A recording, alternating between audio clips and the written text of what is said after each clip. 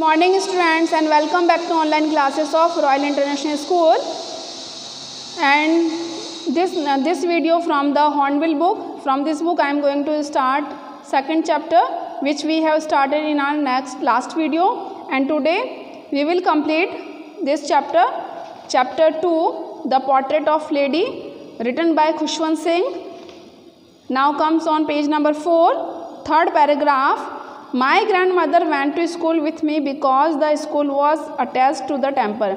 मेरी ग्रैंडमदर हमेशा मेरे साथ स्कूल आती थी क्योंकि जो स्कूल है वो टेम्पल से अटैच था, जुड़ा हुआ था. The priest taught us the alphabet and the morning prayer. पुजारी हमें अल्फ़ाबेट वर्णमाला सिखाते थे और मॉर्निंग प्रेयर भी सिखाते थे.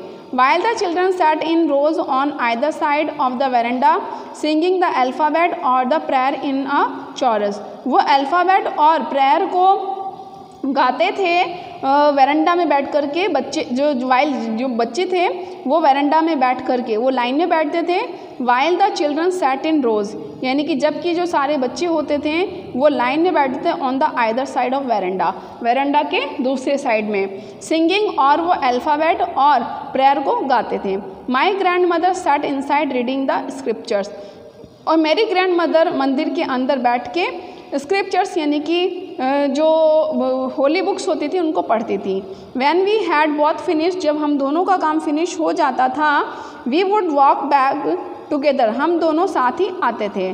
This time the village dogs would meet us at the temples door, और वापस आने के टाइम पर जो गांव के कुत्ते होते थे वो हमें टेम्पल के डोर पर, दरवाजे पर मिलते थे. They followed us to our home growling and fighting, और वो हमारा पीछा करते थे एक दूसरे पर गुर्राते हुए और लड़ते हुए. विथ ईच अदर, एक दूसरे से लड़ते हुए. For the chapatis we threw to them, उन चपातीस के लिए जो हम उन्हें फेंकते थे. When my parents were comfortably settled in the city, जब मेरे पेरेंट्स कंफर्टेबली सिटी में सेटल हो चुके थे, they sent for us, उन्होंने हमें बुलवा लिया.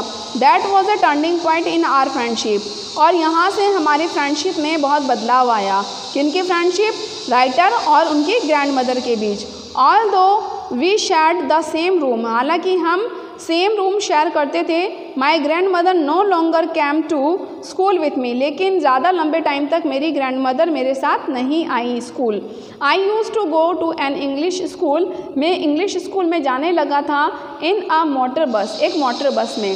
There was a no dogs in the streets, और गली में कोई कुत्ते भी नहीं हुआ करते थे. And she took to feeding sparrows in the courtyard of my city house. तो उन्होंने डॉग्स को फीड कराने के बजाय अब स्पैरोज को फीड कराना स्टार्ट कर दिया हमारे सिटी के घर में जो कोर्टयार्ड यानी जो बरामदा था. As the year rolled by we saw less of each other, जैसे जैसे ईयर्स रोल्ड हुआ यानी कि जैसे जैसे टाइम बीतता गया हम लोग एक दूसरे के साथ लेस, कम टाइम स्पेंड करने लगे. For some time she continue to wake me up and get me ready for school, थोड़े समय तक तो उन्होंने मुझे जगाया और स्कूल के लिए रेडी भी किया. When I came back she would ask me what the teacher had taught me, जब मैं स्कूल से आता तो मुझसे पूछा करती थी कि स्कूल में मुझे क्या सिखाया गया है. I would tell her English words and little things of western science and learning, मैं उनको कुछ इंग्लिश शब्दों के बारे में बताता और कुछ छोटी छोटी बातें जो कि रिलेटेड होती थी वेस्टर्न साइंस और लर्निंग से. She and law of gravity and Archimedes, यानी कि Archimedes, law of gravity, western science और लर्निंग की कुछ बातें मैं उनको बताते था. Archimedes principles, the world being round, और जो वर्ल्ड हमारे चारों ओर हैं इनके बारे में. दिस मेड हर अनहैप्पी, इनसे वो कुछ खुश नहीं होती थी, वो नाखुश होती थी. She could not help me with my lesson, क्योंकि वो मेरी हेल्प नहीं कर सकती थी मेरे लेसन पढ़ाने में. She did not believe in the things they taught at English school, वो इंग्लिश स्कूल में जो चीज़ें पढ़ाई जाती थी उनमें उनका विश्वास नहीं था. And was distressed that there was a no teaching about God, और उनको काफ़ी डिस्ट्रेस्ड होता था, काफ़ी दुख होता था कि भगवान की शिक्षा, स्कूल में भगवान की शिक्षा के बारे में कुछ नहीं पढ़ाया जाता है. एंड स्क्रिप्चर्स, और ना ही होली बुक्स के बारे में. One day I announce that we were being given music lesson, एक दिन मैंने उनको बताया कि मुझे म्यूज़िक लेसन के बारे में पढ़ाया गया है. मुझे म्यूज़िक लेसन के बारे में पढ़ाया गया है। शी वॉज वेरी डिस्टर्ब, तो वो काफ़ी परेशान हो गई थी। टू हर म्यूज़िक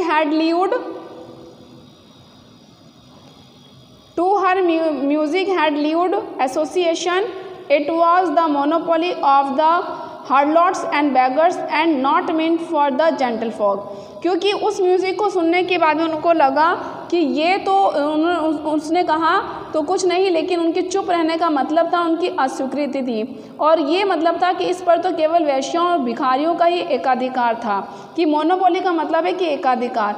एंड हार्लॉट्स यानी वैश्या एंड बेगर्स, यानी कि ऐसे म्यूज़िक तो वैश्या और भिखारी ही गाते हैं। And not mean for the gentle fog, और इनका भद्रजन यानी कि अच्छे लोगों के लिए तो इनका कोई मतलब ही नहीं निकलता है कि ये जो तुम संगीत जो तुमने सुनाया है, कि जो संगीत की शिक्षा जो तुम्हें स्कूल में दी है वो काफ़ी अच्छी नहीं है उनके हिसाब से। She said nothing but her silence meant disapproval, उन्होंने कहा तो कुछ नहीं, लेकिन इसका मतलब ये था अस्वीकृति, यानी कि उनकी इस संगीत की शिक्षा के लेकर कोई मंजूरी नहीं थी। She rarely talk to me after that, और उसके बाद तो मुझसे कम बात करती थी। When I went up to university, जब मैं यूनिवर्सिटी गया, I was given a room of my own, मुझे सेपरेट रूम दे दिया गया, मुझे अपना रूम दे दिया गया। The common link of friendship was snapped, और हमारे बीच में जो कॉमन रिश्ता था फ्रेंडशिप का वो झटके से टूट गया। My grand mother accepted her seclusion with resignation, और मेरे ग्रैंड मदर ने एक्सेप्ट कर लिया, स्वीकार कर लिया था लॉनलीनेस यानी कि अपना अकेलापन। सेक्युलरिज्म का मतलब होता है अकेलापन, विथ रेजिग्नेशन यानी कि समर्पण के साथ में, यानी कि उन्होंने समर्पण के साथ में अपना सेक्लूजन का मतलब है कि लॉनलीनेस अकेलेपन को एक्सेप्ट कर लिया था, सेक्लूजन अकेलापन। शी रेडली left her spinning wheel to talk to anyone, वो अपना स्पिनिंग व्हील को बहुत कम ही छोड़ती थी किसी से बात करते वक्त भी। From sunrise to sunset she sat by her wheel spinning and reciting years, वो सुबह से लेकर शाम तक यानी कि सूरज उगने से लेकर के सूरज डूबने तक वो अपना स्पिनिंग व्हील ही चलाती रहती थी, चरखा काटती रहती थी, और रिसाइट प्रेयर, और वो क्या करती रहती थी, भजन गाती रहती थी। Only in afternoon she relaxed for a while to feed the sparrows, जब वो स्पैरोज को फीड करवाती थी यानी कि उनको कुछ दाना या कुछ खाना खिलाती थी, उस टाइम के लिए ही वो आफ्टरनून दोपहर में रिलैक्स करती थी। While she sat in veranda, और उस दौरान वो वेरेंडा में बैठती थी। Breaking the bread into little bites, और वो ब्रेड्स को लिटिल बाइट्स में तोड़ती। Hundreds of little birds collected around her, और चारों तरफ उनके दादी की चारों तरफ 100 ऑफ लिटिल बर्ड्स क्या हो जाते थे, इकट्ठे हो जाते थे। And created a veritable bedlam of chirping, और वो क्रिएट करते थे यानी कि वो एक वास्तविक माहौल, शोरगुल का दृश्य यानी कि चर्पिंग, चहचाट के शोरगुल का दृश्य क्या करते थे, क्रिएट करते थे। Some came and perched on her leg, कुछ आते और उनकी टांगों पर बैठ जाती थी। अदर ऑन हर शोल्डर, कुछ चिड़ियाँ उनके शोल्डर्स पर बैठ जाती। Some even sat on her heads, कुछ उनके हेड्स पर बैठ जाते हैं। She smiled but never shooed them away, वो उनको देखकर मुस्कुराती बट कभी भी शूड देम अवे यानी कि उनको कभी भगाया नहीं करती थी। It use to be the happiest half hour of the day for her, और ये उनके दिन का सबसे अच्छा खुशी वाला मोमेंट बन गया था उनके लिए। कौन सा, स्पैरोज को फीड करवाने का। When I decided to go abroad for further studies, जब मैंने डिसाइड किया कि मैं अब्रोड विदेश जाऊंगा अपनी आगे की स्टडी के लिए, I was sure my grandmother would be upset, मुझे यकीन था कि मेरी जो दादी माँ हैं वो ज़रूर परेशान हो जाएगी, अपसेट हो जाएगी। I would be away for 5 years, क्योंकि मैं 5 साल उनसे दूर रहूँगा। And at her age one could never tell, और उनकी आयु का व्यक्ति कभी भी नहीं कर सकता था कि भाई उनकी आयु का व्यक्ति अपसेट हुए बिना नहीं रह सकता था। But my grand mother could, लेकिन मेरी ग्रैंड मदर ने ऐसा किया, वो बिल्कुल अपसेट नहीं हुई। She was not even sentimental, वो भावुक भी नहीं हुई। She came to leave me, वो मुझे छोड़ने आई at railway station but did not talk और शो एनी इमोशन, लेकिन उन्होंने किसी तरीके का ना तो इमोशन बात की और ना ही उन्होंने अपनी किसी तरीके की इमोशन दिखाई, यानी कि उनकी आंखों से आंसू वगैरह नहीं गिरे और ना ही कोई इमोशन टॉक उन्होंने की। हर लिप्स मूव्ड इन प्रेयर, उनके जो लिप्स हैं अभी भी भजन में ही हिल रहे थे। Her mind was lost in prayer, उनका जो दिमाग है वो खोया हुआ था भगवान की भक्ति में ही। Her fingers were busy telling the beads of her rosary, और उनके जो फिंगर्स हैं वो अभी भी रोजरी का मतलब है कि माला, जिस माला की मोतियों को में घुमाने में ही बिजी थे।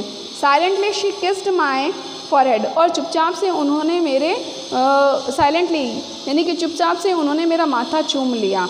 एंड व्हेन आई लेफ्ट, और जब मैं वहाँ से चला, I cherish the moist imprint, तो मैंने उस नम छाप को, मॉइस्ट इम्प्रिंट यानी कि जो नम छाप थी उसे चेरिस्ड किया, यानी कि संजो के रखा। Perhaps the last sign of physical contact between us, कि शायद ये हम दोनों के बीच में फिजिकल कॉन्टैक्ट लास्ट रहा हो, but that was not so, लेकिन ऐसा नहीं था। After the 5 years I came back, जब मैं 5 साल बाद वापस आया घर पर, and was met by her at the station, और जब मैं उनसे स्टेशन पे मिला, she did not look a day older, वो एक दिन भी ज़्यादा बूढ़ी नहीं लगी। Means she looked as she was looking as she had been looking since last 20 or 25 years। She still had no times for words, उनके पास में अभी कुछ कहने के लिए समय नहीं था। While she clasped me in her arms, लेकिन जब उन्होंने मुझे अपनी आर्म्स में यानी अपनी बाहों में लिया, I could hear her reciting her prayer, तो मैं उनकी प्रेयर यानी कि भजन के शब्दों को सुन सकता था। Even on the first day of my arrival, यानी कि जब मेरा अराइवल का पहुँचने का पहला दिन था, हर हैप्पीएस्ट मोमेंट्स, जो कि उनका हैप्पीएस्ट मोमेंट था, वर विथ हर स्पैरोज, वो कौन सा था? स्पैरोज के साथ में होना। whom she fed longer and with the frivolous rebukes, उसको उन्होंने स्पेंड किया, मतलब स्पैरो को फीड करवाने वाला जो मोमेंट था उस दिन भी उन्होंने स्पेंड किया जिस दिन मैं आया था। She fed longer and with the frivolous rebukes, frivolous rebuke का मतलब है कि बिना उनको डांटे हुए, बिना वजह में उनको भगाती नहीं थी और स्पैरोस के साथ में टाइम स्पेंड करती थी, वो दिन भी उन्होंने उनके साथ में स्पेंड किया। Rest of chapter we will continue in our next video. Till then bye bye, stay home and stay safe.